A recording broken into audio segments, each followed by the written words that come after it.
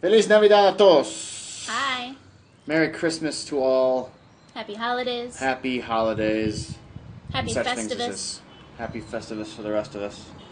We're going to talk about Christmas today. Yep, you guys are getting extra videos because there's holiday-themed things happening. Yeah. It's true. I saw a video done by someone, her name's Veronica, I'll leave her channel down below. So I thought this was interesting, the differences of the holiday season here in Peru versus where we are from in the United States. This was also a requested video. I don't know if you know this. Oh, no. My cousin April, if you're watching, she really wanted to know the differences between the holidays here. Excellent. Yeah, so we're going to jump right in. We came up with 10 differences. Yep, so the first thing we want to talk about is how we used to spend the holidays versus how we spend the holidays now. Yeah. I would say the biggest difference is that we do not have family here. Right. So, and with the community that we've kind of developed here with friends, we've kind of become the place to come to. Yeah. So we have dinners and have people over. Yeah, and we used to kind of split our time like Clint's parents, and then also his extended family. There were 2 separate Christmases for his family.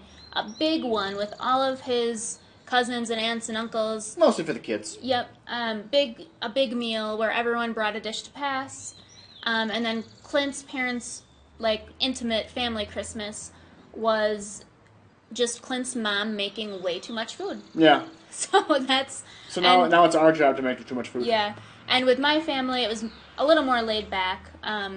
We usually go to my dad's partner Connie's mom's house, Ruby. Yes. And she makes... Oh, man. A legit dinner. Oh, man. Legit cookies. Cookies. Oh, gosh. Cookies. So that was a big part of our Christmas holiday season. Ruby's cookies. In the United States. Yep. It's always tough because, you know, we're from Wisconsin, so sometimes weather was an impediment. Weather is not an impediment here.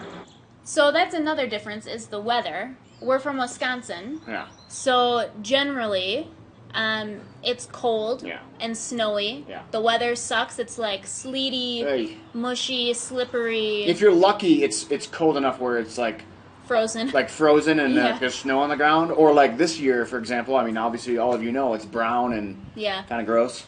So here in Peru, climate is very different in Arequipa. 75 and sunny. Clint's got his sunglasses on. You just Christmas with your sunglasses on. Whatever. We just walked to the grocery store and I'm like sweating. Yeah, you're like, it's too hot. Yeah. So that is a really big difference. Yep.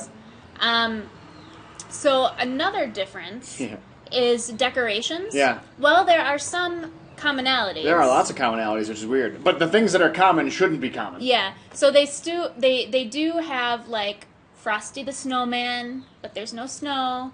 Never. A lot of like evergreen type decorations. Yeah, there's no evergreens here. There's no evergreens.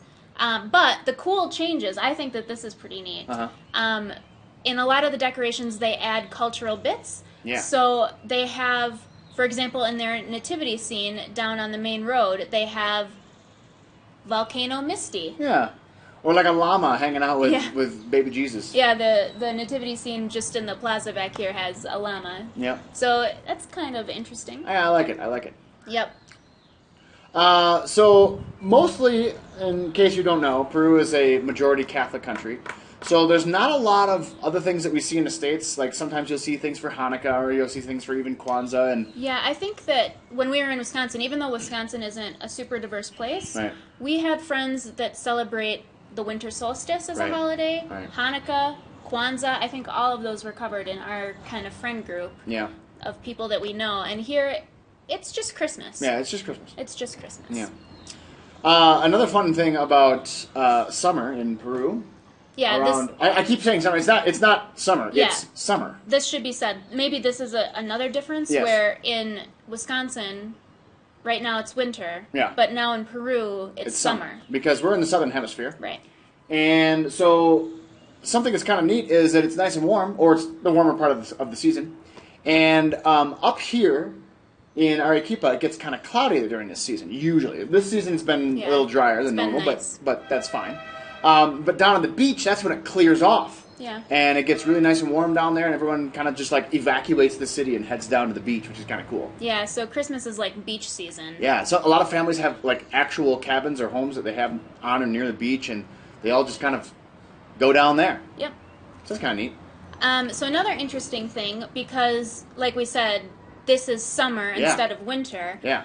So right now, right now is school break. It's like summer break. So it works out really nice for Peruvians because they get 2 months, 2.5 months right now for break. Yeah, so I think that's better. Yeah, they get a long break for summer vacation, Christmas and New holidays, Year's, New Year's, all those things are kind of all right into one. Which is pretty cool. It's pretty gnarly. Yeah. Yeah, definitely. This one is interesting. So, instead of fruit cake, like we have in Wisconsin, panettone. Panettone is kind of like fruitcake. Kind of. But it's not hard like fruitcake. It has like the little... It's not nearly as dense. No, the bread is actually good. It's okay. And then it has like the candied fruit. Yeah. And raisins. Yeah. You can even get ones with just chocolate in it. Yeah, chocotone, which is decent. I'm not a huge fan of the panettone. Better than fruitcake. It's weird. It's better than fruitcake. I was just at a Christmas party today, and all the Peruvians there were eating panettone, and they were just plucking the candied fruit out of it. Then just eat bread. I don't know. But it's such a cultural thing, right? Because we were just at the grocery store. Oh man! Every single person in the checkout had at least 2 panettones. Yeah. But in most cases, like 4. Yeah. Like they come in big packages. There's one entire aisle of the grocery store dedicated to just panettone. It's huge. It's over the top. Yep. Another interesting difference. We haven't been really to any local Christmas dinners with like family or friends or whatever. But this is something I find really cool, and we experienced it at a birthday party for our friend Jerson, where either before you start eating or after you're done eating, everyone says something really nice.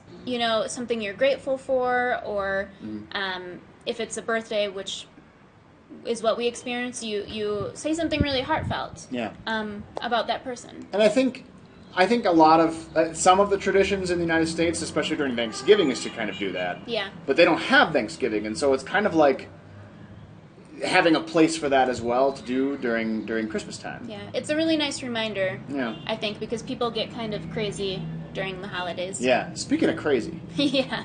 So, sometimes during Christmas you give gifts, and sometimes when you're a student you give gifts to your teacher. Yeah. Because go ahead. Well, I was going to say, in like the United States, right, standard things are like apples, sure, candy, baked goods, something like that. Right, something simple. Yeah. So I received... And me. I don't even know Prince students. Right. I received a gift for me and Lily from a student. We have them here to show you. And she gave it to me. It was wrapped, and I was like, "Oh, thanks. That's really nice." She came out of her way, like it wasn't her class that she was coming to, and she gave me this gift. And I was like, "Oh, that's really nice." Not really expecting anything. And about a couple hours later, I opened it, and this is what we got. Underwear. For real. It's no joke. Yeah. And actually, these are really nice underwear. Okay, those are nice underwear.